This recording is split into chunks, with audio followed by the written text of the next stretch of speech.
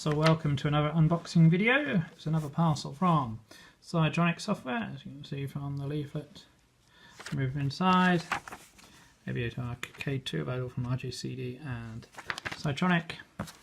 Have a quick plug for the 8th Symphony happening in June 2019 and the forthcoming Project Hubbard.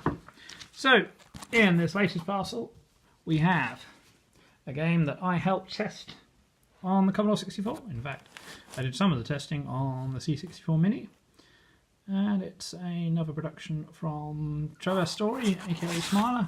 So let's have a look inside. We have Age of Heroes, and a great poster of the artwork. This is the Psytronik Collector's Edition. Premium disc, budget disc and tape are also available. Beyond the mountains to the east, over the frozen wastelands and ancient temples, rumours have spread of an evil rising from dark lands. A ray from times long past has found its way back to our world and is sending forth its legions of the damned to every corner of our world to end all life. As a descendant of the Warriors of Light, you must seek out and defeat the ancient threat and send it back to the dark world. Published in 2019 by Psytronik. So let's have a look inside at the goodies. And we start off with a rather glossy Psytronik Software card on the top, and then to protect contents, bubble wrap, Age of Heroes badge, sticker sheet, sticker, here's the manual, we'll look back at that. Age of Heroes art card, that's the loading screen, that's the artwork. We have keyring, we have the soundtrack CD, we have a rather nice oval Psytronik badge, and there's the clock chimes, that is the disc. So, quick look at the manual, which I do like the style. A game by Achim, Volkers. Code, Trevor Storey, art and game design. Saul, cross, music, video Minolfi and Andrew Fisher testing. So, again, repeat of the story.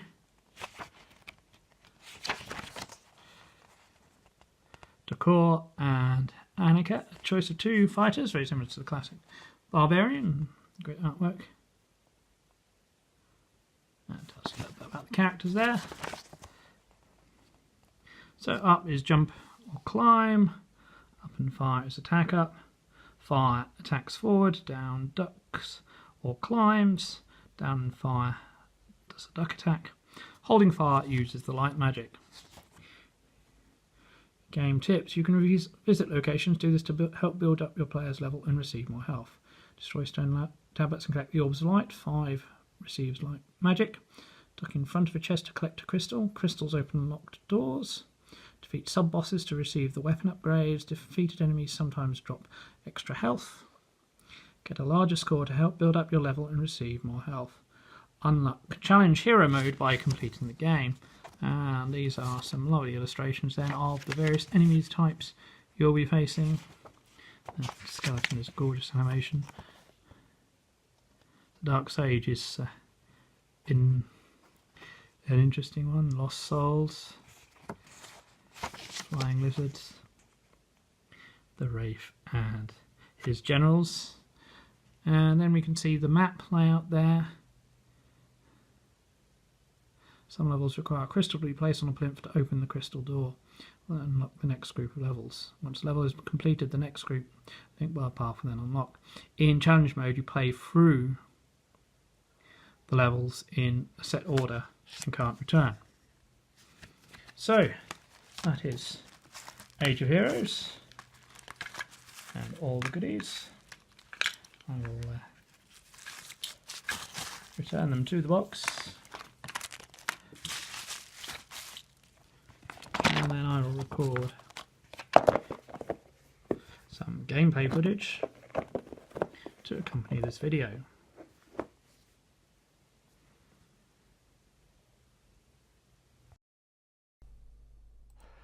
Here we have the music demo for Age of Heroes.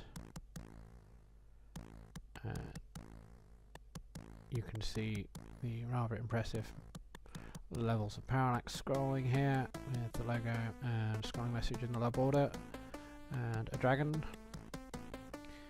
And as the scrolling message will tell you shortly, music by Saul, graphics by Trevor Storey and code by Achim Volkers. You can press up and down to change the music.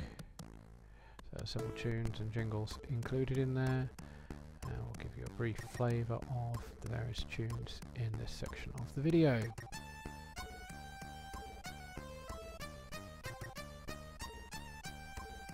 Of course, Trevor is now working on a game with many levels of parallax scrolling in the form of Run Demon Run, which I've been lucky enough to start testing just recently. So as you listen to the very impressive audio from Saul, you can hear the different tunes, very much a medieval inspired atmosphere, and some moments that echo classic Tim Follin tracks, including some very fluty sounds. So this is a nice little extra that's included with the downloads and on the physical disc and cartridge.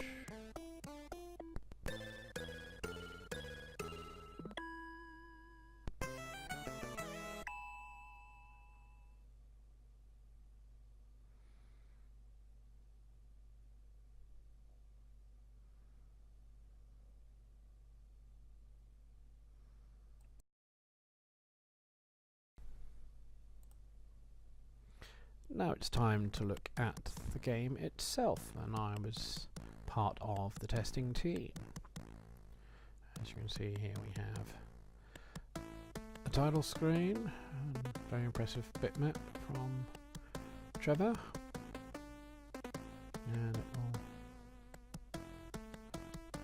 shortly we'll press fire or space to move on to the actual game itself and see the title screen.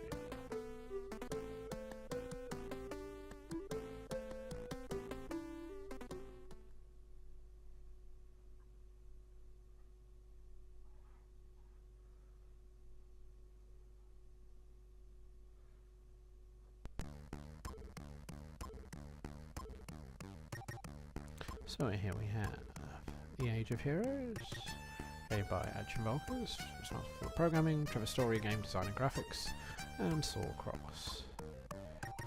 did the music. And if you look at the score panel at the bottom of the screen, you can see the level, that's the level of the character, not the level in the game. The score, a central place where we will see something special soon, and then to the right, the crystal slots. And as you can see, the game also gives you a preview of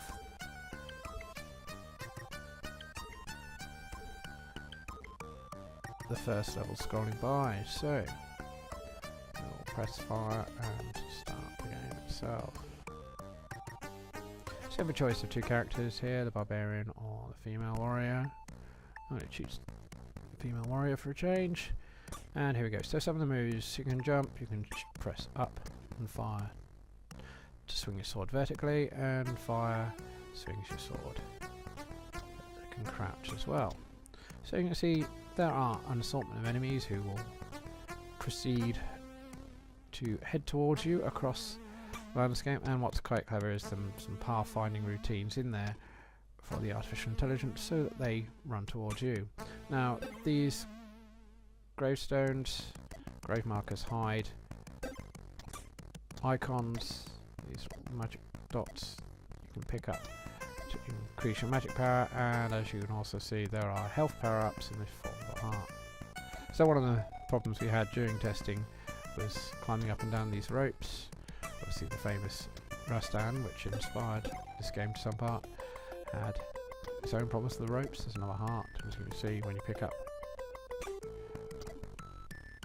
magic icons, they flash in the middle there. These purple enemies will only drop from the ceiling when you get underneath them. So in time you'll swing your sword. And now, as you defeat the enemies and pick up experience points, you will level up. So my character is now level 2, which gives them a longer energy bar. And onto the map, and you'll see if we go up to one particular room down to the first boss.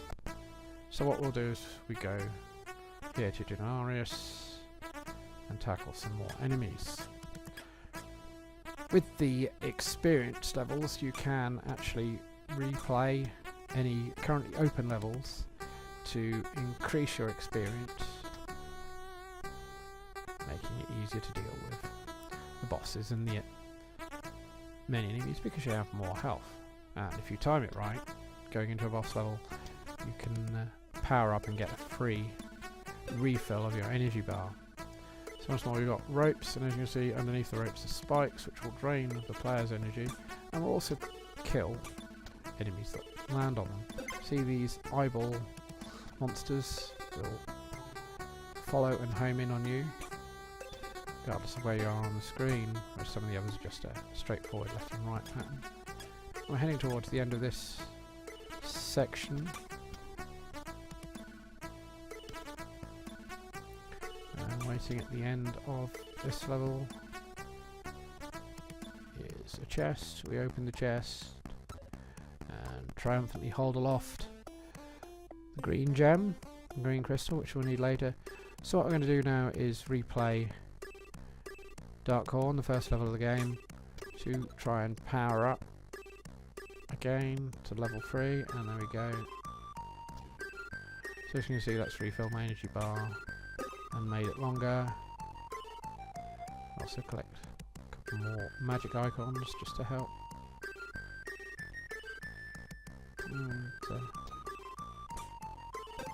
one of my favourite things about this game has to be, well, not only the great graphics by Trevor Storey, but also the soundtrack from Saul, as we mentioned, very Fallen-like in places. Thinking of Black Lamp or Ghouls and Ghosts, then you'll hear some echoes, but it's all very original stuff and perfectly suited to the game. So we completed our run through Dark Horn again, so we'll go south to Grey Sage, where the first boss is waiting. And if you don't want to see how to kill the boss, you might want to look away, because at the end of this level I'll show you a tactic. Now there you go, that flash was the magic. I picked up 5, and the disc at the centre of the eyes at the bottom of the screen filled in white permanently, and then you hold the fire button and it unleashes the magic. Some places you can swing across a gap like that and hit an enemy on the other side, which is a useful thing. So getting towards the end of the level here, we've got more spikes to jump over, and you can see the enemies disappear when you enter the bad guy zone. So he's now active. Run away from him, and in time your sword swipes to reflect his magic energy back at him. Just time it right so that it hits. If you do that enough times, the enemy will die. They're quite impressive large sprites, these. As you can see, it's all about the timing.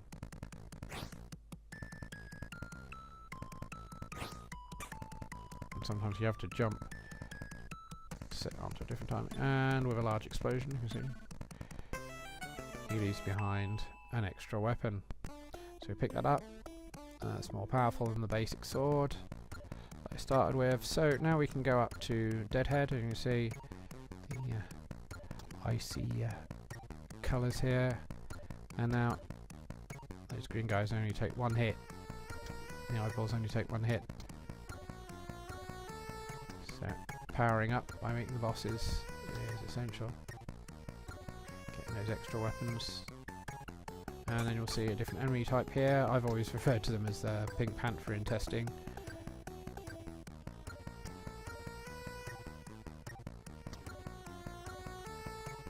And lights in the background there tell you we're getting close to the end of the level here. And as you can see, there are 2 plinths, so we need a second crystal. My suggestion to hold up the crystal before you put it on the plinth like that. Gate opens and you go through. And back to the map, which then opens up new areas. And if you complete all the levels, you're into challenge mode. We play them all sequentially without the map, and it's much tougher. So hope you enjoyed this look at Age of Heroes on the Commodore 64. Keep watching the Scene World channel for more unboxing videos, interviews and retro news.